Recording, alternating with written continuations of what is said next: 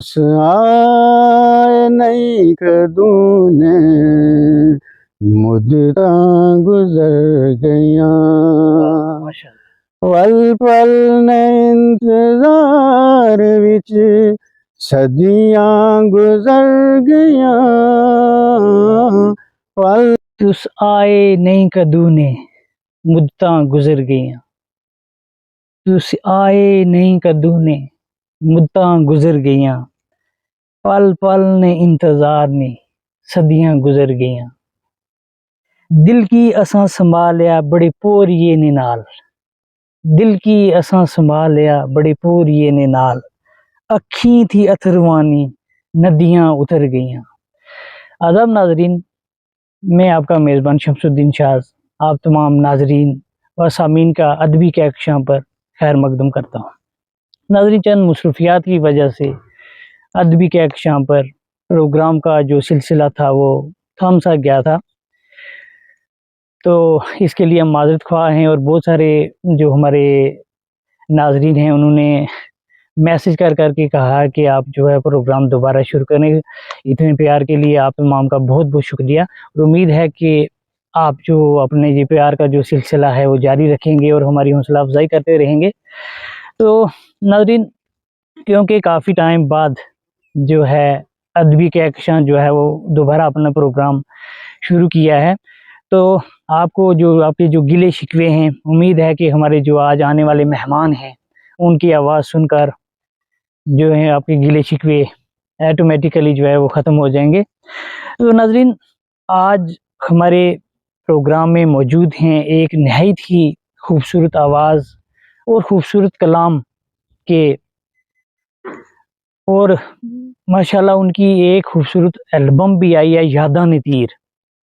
तो उनका नाम है तनवीर इकबाल मलिक साहब, जिनका ताल्लुक रजौरी से है और खूबसूरत लिखते हैं और खूबसूरत आवाज़ भी है उनकी। तो उम्मीद है कि आपको आज का हमारा प्रोग्राम जो है वो पसंद आएगा, और मेरी आप तमाम से गुजारिश है कि अपने कमेंट के ज़रिए हमारे प्रोग्राम के बारे में अपनी राय ज़रूर दिया करें, क्योंकि आपका एक कमेंट जो है हमारे लिए काफ़ी हौसला अफ़ज़ा साबित होता है। तो नाज़रीन, आपको लिए चलते हैं प्रोग्राम बज़्म शायर में। तो नाज़रीन, आज हमारे प्रोग्राम में मौजूद हैं एक नहायत ही स्वीट शख्सियत में कहूँगा, जनाब तनवीर इकबाल मलिक साहब।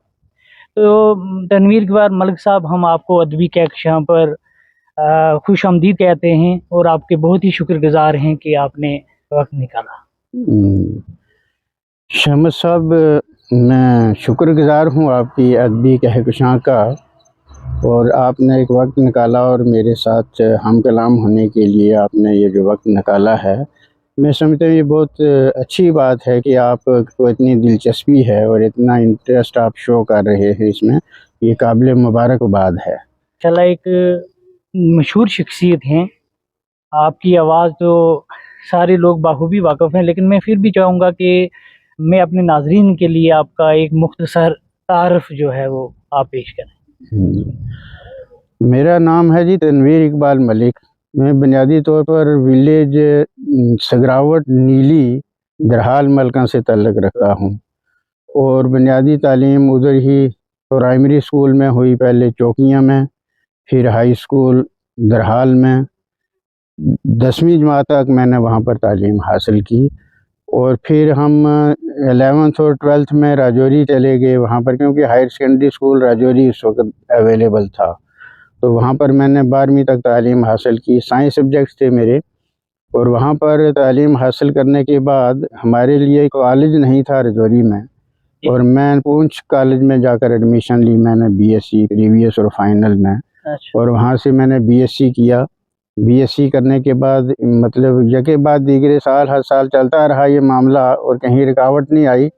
और फिर उसके फ़ौरन बाद मुझे जम्मू यूनिवर्सिटी में अप्लाई किया मैंने पोस्ट ग्रेजुएशन के लिए, और वहाँ पर मुझे 2-3 सब्जेक्टों में आ गया, क्योंकि परसेंटेज मेरी इंशाअल्लाह अल्लाह के हुक्म से अच्छी थी। और वहाँ पर जम्मू यूनिवर्सिटी में मेरी एडमिशन हुई बॉटनी डिपार्टमेंट में, और जम्मू यूनिवर्सिटी से मैंने एमएससी बॉटनी कंप्लीट किया 1982 में, और फर्स्ट क्लास में बॉटनी में मैंने जम्मू यूनिवर्सिटी से एमएससी की। उसके बाद मैंने थोड़ी देर कॉलेज सर्विस की पुंछ डिग्री कॉलेज में। अच्छा। वो ढाक अपॉइंटमेंट थी कोई साल 2 साल के करीब, और तब तक पीएससी की पोस्टें निकली और पब्लिक सर्विस कमीशन में मैंने जो इंटरव्यू फेस किया और उसमें +2 लेक्चरर में बन गया। ठीक। और जब ये ऑर्डर इशू हुआ उसके बाद मेरी अपॉइंटमेंट जो है, जो पोस्टिंग एडजस्टमेंट हुई, वो higher secondary school girls Mendhar में हुई। ठीक। तो वहाँ पर मैं 2-3 साल रहा। उसके बाद मैं ट्रांसफ़र हुआ राजौरी में, वहाँ पर डाइट राजौरी में मेरे 2-3 साल हैं। फिर हायर सेकेंडरी स्कूल दरहाल में, फिर हायर सेकेंडरी स्कूल थन्ना मंडी में। ठीक। तो इस तरह से 3-4 स्कूलों में बड़े, मतलब मुझे इस वक़्त शौक़ बहुत है पढ़ाने का, और वैसे भी एक नॉलेज होती है। जब आप देखें एडवोकेट साहब, जिस वक़्त एक बच्चा पीजी करता है तो वो एक नॉलेज का समंदर हो जाता है, और उसकी नॉलेज के समंदर के लिए उसको फ्लो चाहिए होता है, मतलब आउटलेट। जी। तो वो मुझे कॉलेज में मिला, मतलब कॉलेज में पढ़ाने में मिला। तो एक दिलचस्प वाक़या मैं बताऊँ आपको कि मैंने जब क्लास लिए जाकर, मैं उस वक़्त 22 साल का था, डिग्री कॉलेज में बच्चों को पढ़ाने के लिए। तो मैं ये पढ़ाया तो बच्चे थोड़ा-सा, मैं इंग्लिश मीडियम में काफ़ी यकीन रखता था और काफ़ी पावर थी मेरे पास। तो मेरा कोई कद इतना बड़ा लंबा-चौड़ा नहीं है, दरमियाना हूँ। तो बच्चों ने इसमें बड़ा सीरियसली उसको ऑब्ज़र्व किया, और बाज़ार में मैं चलते हुए मैं जा रहा था तो कुछ बच्चे उधर से गुज़र रहे थे। नया-नया मैं आया था ना कॉलेज में। तो एक ने कहा, यार कैसे हैं वो? कैसे हैं? तो बिल्कुल एक तीसरी आँख से मैंने देख लिया और सुन भी लिया। तो दूसरा उसको कहता है, यार बम है, बम ओए। तो इस तरीके से वहाँ पर डिग्री कॉलेज में मैं रहा, और बड़ी अच्छे तरीके से मैं 2-3 साल जो बच्चों के साथ ऐसा इंसाफ करता रहा मैं। और फिर मुझे एक दिली सुकून इसलिए है कि मैं जब पढ़ाता था तो मैं हक अदा करता था लेसन का। और जिस वक़्त वो एक प्रिपरेशन के साथ कोई टीचर जिस वक़्त क्लास में जाता है और उसके तमाम नशीज़ व फ़राज़ देखकर वो जब उसको जस्टिफ़ाई करता है, तो मैं कहता हूँ जिस वक़्त वो क्लास से बाहर आता है ना, तो वो सबसे खुशनसीब और एक सैटिस्फाइड पर्सन मैं समझता हूँ वो होता है उस वक़्त। तो इस तरह से मैं वहाँ पढ़ाया। और जब मैं थन्ना मंडी था, इसी दौरानिए में क्या हुआ कि मैं वहाँ पर पोस्टर निकल गई एक एएस की, तो मैंने भी अप्लाई कर दिया। तो अप्लाई किया तो उसके बाद हमारा हो गया वाइवा, रिटन टेस्ट हुआ। रिटन में मेरा क्वालीफाई हो गया, फिर मेरा वाइवा हुआ। तो वाइवा भी बहुत अच्छा हुआ, क्योंकि एक चीज़ मैं बताऊँ आपको, वैसे इस मेरे इंटरव्यू से नई नस्ल भी इस्तिफ़ादा कर सकती है, वो ये कि जब आप आउटलेट है आपका, आप पढ़ाने-लिखाने में इतनी मास्टरी रखते हैं, तो वो आपकी नॉलेज में ऐड करता रहता है और कॉन्फिडेंस लेवल बिल्ड करता रहता है। जब कॉन्फिडेंस लेवल बिल्ड हो जाता है, तो फिर जनाब अली आप कोई भी इंटरव्यू फेस कर सकते हैं। और उसमें मैं ये बताऊँ आपको कि 99 बैच में जब इंटरव्यू मेरा हुआ था, तो मुझे एक्सपीरियंस था ना कॉलेज में पढ़ाने का अच्छा खासा। तो कॉन्फिडेंस भी था, नॉलेज भी थी। जब नया-नया आया था तो मैं अपने सब्जेक्ट में मास्टरी अच्छी रखता था।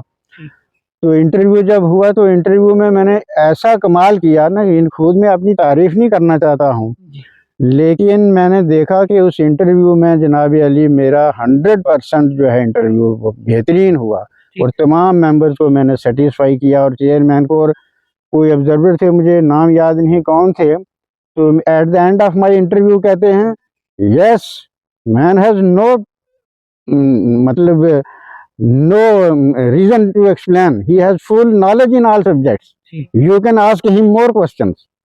उस वक्त मेरा दिल बाग बाग हो गया। मैंने कहा क्या कहना जी, शुक्रिया बहुत बहुत। तो वो मुझे एक बात ये कहनी है कि उन दिनों में क्या था, हमारे पास कोई कैटेगरी भी नहीं थी। वैसे कुछ कैटेगरीज में वहाँ पर कुछ आरबीए वगैरह बने थे उन दिनों में, लेकिन हमारा एरिया थोड़ा कुछ इग्नोर ही कर दिया गया था। आपको पता है ना, सियासी कश्मकश में लोग ऐसे निकलते हैं जगह जगह से जिनकी नीयतें साफ नहीं होती। मुख्तसर तौर पर आप तो वो ये है कि फिर वो कैटेगरी नहीं थी, मैं ओपन मेरिट में केएएस में आ गया 99 में। उसके बाद मैंने काफ़ी डिपार्टमेंट्स में सर्विस की है। जैसे मैं पहले सोशल वेलफेयर में आया, फिर कोऑपरेटिव डिपार्टमेंट में आया, फिर इंडस्ट्रीज़ डिपार्टमेंट में रहा, फिर रेवेन्यू डिपार्टमेंट में रहा, तो उसके जो फाइनली आप रिटायर हो गए एज एडीसी। हाँ, additional district development commissioner Jammu में रिटायर हुआ। जी जी। तो मलिक साहब, चलो ये तो आपकी एक ज़िंदगी का जो कामयाबियां आपने हासिल की ये वो था। अब मैं ये पूछना चाहूँगा कि ये शायरी का जो सिलसिला है ये कब और कैसे शुरू हुआ? हाँ, ये देखिए, दिस इज समथिंग इनहेरेंट। ये क्या होता है कि आपके दिल में एक दर्द जो होता है वो शुरू से होता है। मुझे बचपन से ही रेडियो से गज़ल सुनने का एक शौक़ पैदा हुआ। मैं गुलाम अली साहब को सुनता था, मेहदी हसन साहब को सुनता था, फिर खुद भी गुनगुनाता था। ऐसे था कि मुझे गाने का एक शौक़ जनरेट हो गया मुझ में। फिर जब 1975 के कितने के बाद ये जब हम कॉलेज में +2 में मैं लग गया, तो उन दिनों में थोड़ा ये मूवमेंट चली थी, पहाड़ी मूवमेंट वगैरह, तो ये शायरी इसमें सिलसिला जो कल्चरल एकेडमी की तरफ से आना था, तो मुझे भी उन्होंने रजिस्टर कर लिया। मैं फिर वहाँ से शायरी वगैरह करने लग गया। और पहाड़ी शायरी, मेरी उर्दू शायरी भी है, पहाड़ी में भी मैं शायरी करता हूँ। तो वो जो पहाड़ी शराजा पहाड़ी जो निकलता है साल हर साल वहाँ कल्चरल एकेडमी से, उसमें मेरी बहुत सारी गज़लें जो हैं वो पब्लिश हुई हैं, शाया हुई हैं शराजा पहाड़ी में। जी जी। तो जैसे आपने बताया कि आप उर्दू और पहाड़ी में ही लिखते हैं। जी, तो आपकी एक एल्बम आई थी यादाने तीर। हाँ, बिल्कुल। तो मैं चाहूँगा आपकी एक बड़ी मशहूर गज़ल है, उसमें आपने बड़ी अपनी ही आवाज़ में तुस आए ना कदूने मुद्दा गुजर गई। हाँ, तो मैं चाहूँगा कि हमारे नाज़रीन के लिए आप जो है वो अपनी जो गज़ल है वो तरन्नुम में ज़रा गुनगुना। ठीक, ये असल में ये 7 गज़लों पर मुश्तमिल एक सीडी मैंने बनवाई थी। असल में वो भी एक शौक़ था ना मुझे कि भई हम भी अगर गा सकते हैं, तो पहाड़ी अदब को बेहतर करने के लिए, उसको अपलिफ्ट करने के लिए क्यों ना एक पहाड़ी जो है गज़ल बनाई जाए, गज़लों की एक सीडी बनाई जाए। तो वो मैंने बनाई। तो वहाँ यहाँ पर मैंने म्यूज़िक लिया, वो लकी साहिल हैं, यहाँ पर म्यूज़िशियन है, बहुत अच्छा म्यूज़िक उन्होंने दिया मेरी इन गज़लों को। तो उसमें से एक गज़ल ये भी है कि तुस आए नहीं कदूने। तो वे ये असल में म्यूज़िक पर जो गाई गई थी, तो वहाँ तो बड़ा सुरूर आया था। अब आपको बगैर म्यूज़िक के मैं गाता हूँ 1-2 शेर, तो आपके लिए, तो नाज़रीन के लिए, तो वो ये है कि तुस आए नहीं कदूने मुद्दां गुज़र गइयां, तुस आए नहीं कदूने मुद्दां गुज़र गइयां, पल पल ने इंतज़ार विच सदियां गुज़र गइयां, पल पल ने इंतज़ार विच सदियां गुज़र गइयां, तुस आए नहीं कदूने मुद्दां गुज़र गइयां। बहुत अच्छा। दिल की असां संभालिया बड़े पोरिये ने नाल, क्या बात है। दिल की असां संभालिया बड़े पोरिये ने नाल, अखी थी अथरुआनियां नदियां उतर गइयां, पल पल ने इंतज़ार विच सदियां गुज़र गइयां, तुस आए नहीं कदूने मुद्दां गुज़र गइयां। बहुत अच्छा, बहुत अच्छा। तो ये थी जी एक गज़ल की एक ही जो थोड़ा-सा एक उसका ये अल्लाह, बहुत खूबसूरत आवाज़ भी है आपकी और खूबसूरत शायरी भी है। तो जो ये लिखने का जो सिलसिला है, ये सिर्फ़ शायरी तक ही महदूद है या नस्र में भी आप कुछ लिखते हैं? नहीं, नस्र में मैंने कुछ लिखा नहीं है, मैं शायरी ही करता हूँ, ज़्यादातर गज़ल में लिखता हूँ। और पहाड़ी गज़ल में जो ये जो सीडी है ना मेरी, इसकी गज़लियात जो आप देखेंगे जी, तो इसके अल्फाज एक-एक क्या बात है, यानी बहुत ठेठ पहाड़ी इसमें अल्फाज इस्तेमाल किए गए हैं। और आप देखें कि एक इंटरेस्ट की बात होती है। देखिए, जब आपको अपनी लैंग्वेज के साथ, अपनी मदर टंग के साथ इतनी वाबस्तगी है, एक सिलसिला है जो आपकी नॉलेज है, जी। तो वो मैं एक साइंस स्टूडेंट होने के नाते, तो जब साइंस स्टूडेंट आप देख रहे हैं कि वो थोड़ा-सा अपने हिसाब से साइंस में ये उलझे रहते हैं, जी, पढ़ते बिल्कुल, रहते हैं, बिल्कुल। लेकिन मुझे शौक है, इसलिए तो पहाड़ी गज़लों का जो ये सिलसिला मैंने शुरू किया और लिखना। जी, तो बहुत सारे मुशायरों में बहुत दाद मिली हमें, ये जो जी, पहाड़ी मेरी गज़लें हैं, जी, तो इसमें बड़े-बड़े मंजे हुए शायर जो हैं पहाड़ी के और उर्दू के, आप रजौरी, पुंछ से अगर ले लेंगे तो उनकी तरफ से मुझे बहुत मतलब इसमें जो है दाद मिली इन गज़लों को मेरी। जी, तो इसी पहाड़ी सिलसिले में मुझे मौका भी मिला पत्नीटॉप में, वहाँ पर हमने के 6-7 रोज़ का कैंप था, वहाँ ठीक। पर हमने वो कैंप भी अटेंड किया, वहाँ पर भी गज़लें लिखी और पहाड़ी लैंग्वेज को नुमाइंदगी दी, एक तरह से रिप्रेज़ेंट किया जी, जी, जी, कोई जगह-जगह। कोई और गज़ल जो आप गुनगुनाना चाहें अपनी? ये असल में पहाड़ी गज़ल जो मेरी गज़ल है ना, जो गज़लें जो बना दी गई हैं सीडी में, उसमें म्यूज़िक लकी साहिल जी ने एक ऐसा अच्छा दिया है कि आप जी, देखें, इफ यू कंपेयर इट, ये बॉलीवुड की जो है, जो जो इंडस्ट्री है, फ़िल्म इंडस्ट्री, उसके लेवल का म्यूज़िक है। जी, जी, तो आप जी। देखें जी, और जी, बिल्कुल। गज़ल और वो मलिक साहब बड़ी आपने एक अपने एल्बम की मैंने भी जैसे ज़िक्र किया है क्योंकि आपकी जो एल्बम है वो तो आई आपने बड़ी मेहनत करके बड़ा कुछ किया है। लेकिन ये बदकिस्मती की बात है कि जो आपकी जो यादन तीर जो एल्बम है वो कहीं अवेलेबल नहीं है। मुझे भी एक जो आपकी ये अभी आपने जो गुनगुनाई गज़ल है, इसके चंद शेर जो है मुझे वो सुनने को मिले और मुझे बड़ा मज़ा आया कि लेकिन मैं चाहूँगा अच्छा, कि अच्छा। आप जो है उसको अपने यूट्यूब चैनल पे भी अपलोड करें ताकि हमारे नाज़रीन जो हैं वो इससे इसको सुने और एक उससे इस्तिफ़ादा हासिल करें। बहुत अच्छा, बहुत अच्छा। ये बहुत अच्छी राय है आपकी। जी। तो मैं खुद भी ये सोच रहा था, असल में कुछ दुनियावी मामलात में आदमी उलझा रहता है ना, तो मुझे फुर्सत ही नहीं मिली असल जी, में। जी। तो अब मैं सोच रहा हूँ कि ये यूट्यूब चैनल जो है अपना जी, जो जी। है वो एक लॉन्च किया जाए, जिसमें ये सारी गज़लें, जी, मेरी एल्बम जो है वो आप लोग सुनेंगे ठीक। और तकरीबन जल्द अज़ जल्द इंशाल्लाह 1-2 हफ़्ते के अंदर ही इसको मैं बहुत अमली जामा पहनाऊँगा। बहुत शुक्रिया जी। बहुत शुक्रिया ताकि चलिए। हमारे नाज़रीन जो हैं या जो भी आपके ऑडियंस हैं, आपके फ़ैन लोग हैं, वो इनको सुने और जी, जी, जी। कोई और गज़ल जो आप गुनगुनाना चाहें आप? इंशाल्लाह मेरे जो पहाड़ी गज़लों के फ़ैन हैं वो पूरी स्टेट वाइड हैं। जी, जी। और मुझे बड़ी खुशी होती है जब कहीं से कोई कॉल आती है, कोई कुछ कहता है। एक मेरा दोस्त है यार, कहीं वो जब ये आपने ये क्लिप सुना ना मेरा, जी, तो उसने मुझे लिखा वहाँ कमेंट में कि जनाब मेरी वालिदा को इंतकाल हुए 2 महीने हो गए हैं। जी। लेकिन मैं इतना रोया नहीं जितना आपकी गज़ल सुन के मैं रो पड़ा। हुँ। असल इतना खूबसूरत फिर आपने मुझे एक बिल्कुल, एहसास सा हुआ कि वाक़ई आवाज़ में भी एक दर्द है और कलाम में भी एक दर्द है। बहुत खूबसूरत है। इसलिए मेरे फ़ैन बहुत ज़्यादा हैं, सुनते हैं लोग। तो जी, दूसरी ये गज़ल जो इसका वो जी।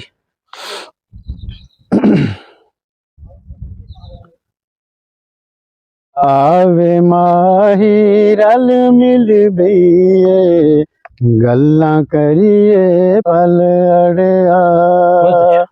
आवे माही रल मिल बईए, गल्लां करिए पल अड़िया।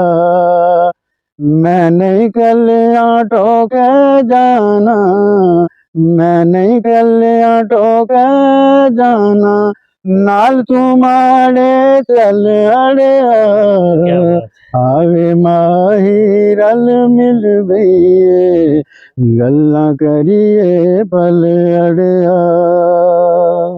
बहुत अच्छा। तेरे प्यार नी खातर जानी, क्या क्या जफर जाले में, तेरा छोड़ा बल्ले बल्ले, कर गया सीने सल बहुत अड़िया। अच्छा, बहुत अच्छा, बहुत अच्छा। मैं नहीं कलियां ठोके जाना, नाल तुम्हारे चल अड़िया। आवे माही रल मिल बईए, गल्लां करिए पल अड़िया। बहुत अच्छे तनवीर साहब, बहुत जी, खूबसूरत आवाज़ और खूबसूरत कलाम। तनवीर साहब माशाल्लाह आप अब एक एडिशनल डीसी रिटायर हुए हैं, तो एज भी मेरे ख़्याल में आपकी 60 साल से ऊपर है। जी, जी। तो ये जो इतने मतलब याददाश्त आपकी कि आप अपनी लिखी हुई ग़ज़लें जो हैं वो आज तक क्या आपने कोई किताब वग़ैरह इसमें लिखी है या कैसे आप ये नहीं, मेरा ये करते हैं? कलाम जो है ये असल में मेरे पास है, अभी किताब की शक्ल इसको दी नहीं है। वो जी, भी मैं सोच रहा हूँ कि अब मैं रिटायरमेंट के बाद फ्री हुई इंशाल्लाह तो उसको भी कोई अमली जामा पहना के किताब की शक्ल दी जाए जी और मज़ीद इसमें जो है बेहतरी लाई जाए, जी ये मेरी कोशिश है। और यूट्यूब पर तो इंशाल्लाह हम जल्द अज जल्द इसका जी करेंगे लॉन्च। तो तनवीर साहब, जैसे आपने कहा कि आप पहाड़ी और उर्दू में लिखते हैं, जी जी। तो उर्दू की कोई गजल आप हमारे नाजरीन के लिए पेश करें। मुझे याद करनी पड़ेगी कि वो क्या है।